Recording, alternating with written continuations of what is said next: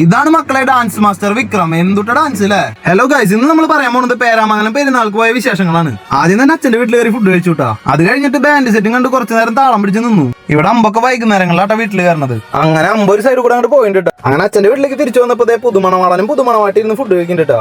അങ്ങനെ അവരോട് സംസാരിച്ച് വീടിന്റെ പുറത്തിറങ്ങിയപ്പോഴാണ് ഈ ഉണ്ണി വളരെ കഷ്ടപ്പെട്ട് അടിപൊളി ഫോട്ടോ എടുക്കണ്ടായിരുന്നത്. അങ്ങനെ പെട്ടെന്ന് നിശബ്ദത തളം കെട്ടി നിൽക്കുന്ന സമയത്ത് അളിയൻ ഒരു ഗുണ്ട് പൊട്ടിച്ചിട്ട് ബാക്കി കാര്യം തീരുമാനിച്ചിട്ട് നേരെ പോയിട്ട് ഒരു ഗുണ്ട പൊട്ടിച്ചുട്ടാ. നമ്മുടെ കിച്ചുമോനായിട്ട് അവിടെ കൊടി പിടിച്ച് നിൽക്കുന്ന ആള് കുറച്ച് പ്രശ്നമായിട്ടാ. നിലത്ത് വെച്ച് അപ്പുറം ഒട്ടിക്കോടും. അപ്പുറത്തെ വീട്ടിലെ വർണ്ണമഴയും കണ്ടു നിന്നപ്പോഴേക്കും നമ്മുടെ വീട്ടിലേക്ക് അമ്പ് എത്തിയിട്ടാ. നമ്മുടെ ജിത്തും ടീമും പിന്നെ ഫുൾ പവറാണ് കേട്ടാ പെരുന്നാളിന്. ചേട്ടന്മാര് ഡാൻസ് കളിക്കുന്നതോട് കൂടി നമ്മുടെ ഉണ്ണിയും ഓണായിട്ട് കേട്ടാ. എന്തുട്ടും ഉണ്ണിയുടെ ഡാൻസ്.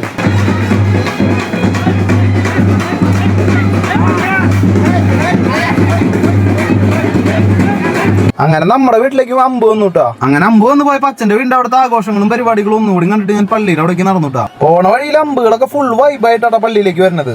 ഇവിടെ പിന്നെ എന്നും പെരുന്നാളാട്ടാ. ഇവരും ഫുൾ വൈബ് തന്നെ.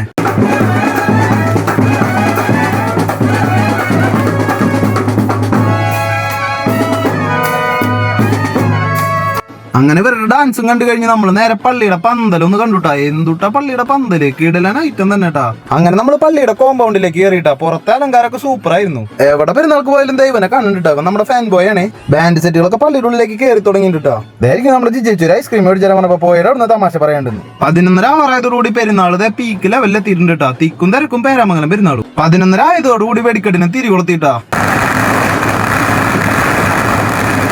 അങ്ങനെ വെടിക്കെട്ടും കണ്ടത് ഈ ഷോർട്ട് ഫിലിമും കുറച്ചു നേരം കണ്ടുട്ടാ. അങ്ങനെ പള്ളിയിൽ കയറി ഒന്ന് പ്രാർത്ഥിച്ച് പുണ്യാളിനെയും തൊട്ടുമുത്തി നേർച്ചയും മേടിച്ച് ബന്ധുക്കളോട് യാത്ര പറഞ്ഞ് നമ്മൾ പോന്നുട്ടാ. അപ്പൊ എല്ലാവർക്കും ബൈ.